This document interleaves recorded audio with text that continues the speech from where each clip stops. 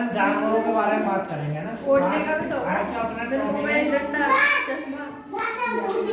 जो जानवर है, तो अपन यहाँ आसपास देखते हैं, अपने आसपास में कई प्रकार के जानवर रहते हैं। जैसे अपने घर में भी गाय, भैंस, बकरी वगैरह रहते हैं। अपने आसपास अपन देखते हैं कुत्ता, बिल्ली वगैरह रहते हैं। तो जैसे अपने जंगल में, तो जंगल में कौन कौन जानवर रहते हैं, कोई बता सकता है आपको? जंगल में शेर, बाघ, चीता, लोमड़ी, भालू वगैरह रहते हैं। उसी प्रकार पानी में कौन कौन से जल रहते हैं, जलीय जीव कौन कौन से बता सकते हो? मछली, मगरमच्छ, कछुआ और कई प्रकार के कीड़े पानी में रहते हैं, जो पानी में तैरते हैं जैसे, है ना।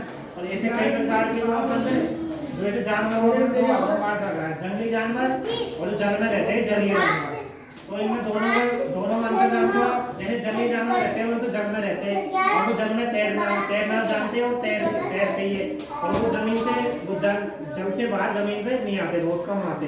उसी प्रकार जंगल में जो जानवर रहते हैं, जो जंगल में मतलब जंगली एरिया में, जब पेड़ पौधों की संख्या अधिकता हो, जहाँ जंगल हो, उधर घने जंगल हो और आसपास वनस्पति हो, कई प्रकार तो वहाँ पे रहना हो रहते हो। तो इस प्रकार से उनका जीवन यापन वहाँ पर, उसी प्रकार से उनका जीवन यापन वहाँ पर चलता है।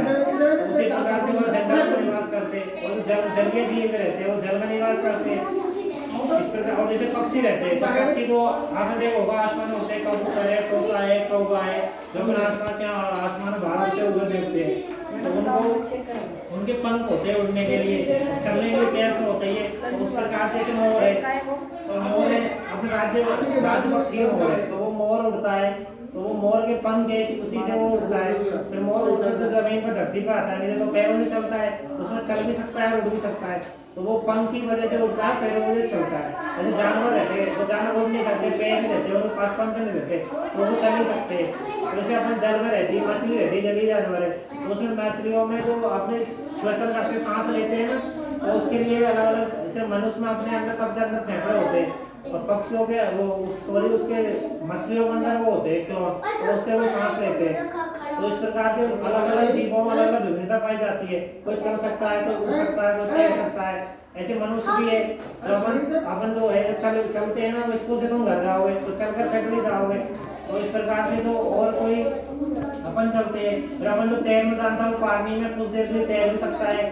तो इस प्रकार से अलग अलग जीव रहते हैं, और मनुष्य उसी प्रकार के अलग अलग रहते हैं। ठीक है, कर दो।